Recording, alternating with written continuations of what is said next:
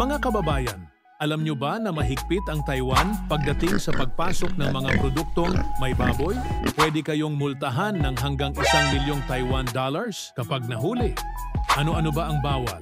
Yung mga pork floss egg rolls, pati na rin ang jerky, ham sausages, at kahit anong kakanin na may karne. Kahit yung in-flight meals na may meat, bawal din. Para makaiwas sa problema, bago umalis, suriin ninyong mabuti ang inyong bagahe.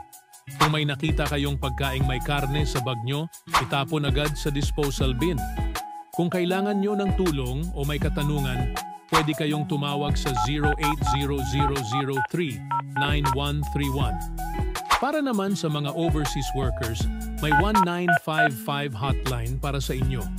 Ibinahagi ko ito para makaiwas tayo sa problema. Kung nakatulong ang video na to, i-like at i-share nyo na. Gusto mo ba ang content namin? Mag-subscribe at i-follow na ang Liho TV.